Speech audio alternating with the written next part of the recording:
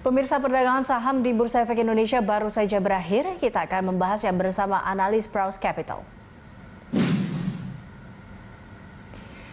Ya, untuk membahas bagaimana pergerakan IHSG sepanjang hari ini serta prediksi pekan depan, kita telah terhubung dengan Alfred Nainggolan, Kepala Riset Praus Capital. Ya, Pak Alfred, ini kalau Anda melihat terkait dengan IHSG hari ini apa yang membuat IHSG berada di zona hijau untuk akhir pekan ini?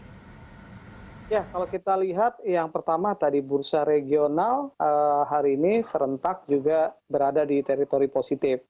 Yang kedua kita lihat juga pergerakan indeks future bursa Amerika yang menggambarkan kondisi pada perdagangan bursa Amerika nanti malam, indeks future Amerika itu juga dalam teritori positif sehingga pasar mengekspektasikan bahwa nanti malam konsensusnya secara keseluruhan bursa Amerika akan kembali di zona positif. Yang ketiga dari domestik adalah tadi dipangkasnya kembali suku bunga kita oleh Bank Indonesia sebagai langkah untuk menstimulus tadi proses recovery yang sudah mulai terlihat termasuk di kita untuk pertumbuhan ekonomi kita nanti di kuartal ketiga. Oke, nah ini juga kita juga melihat seberapa besar sih ini pengaruh juga tadi ya Anda katakan kalau dari global ada data-data ekonomi Amerika dan juga Jepang. Ini cukup mempengaruhi juga berarti IHSG hari ini ya? Ya, pengaruhnya lebih kepada short term ya. Kalau kita lihat bahwa angka-angka indikator yang dirilis sebenarnya lebih bersifat supporting, artinya bahwa memang mendukung dari ekspektasi yang masih kita lihat sama bahwa pasar sudah melihat adanya proses recovery ya.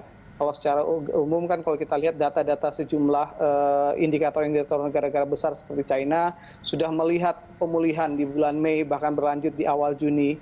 Artinya bahwa level bottom impact ekonomi secara global dari pandemi kan sudah diyakini sudah terlihat yaitu pada posisi Maret dan juga April. Jadi apa yang dirilis data-data ini memang lebih kepada meyakinkan, artinya memang tidak menjadi sebuah kejutan juga bagi pasar karena memang pasar sampai sejauh ini masih dalam posisi bahwa melihat adanya optimisme dari sisi recovery yang sudah mulai ditunjukkan oleh tadi angka-angka indikator makro dari beberapa negara global termasuk tadi angka-angka dari kita sendiri.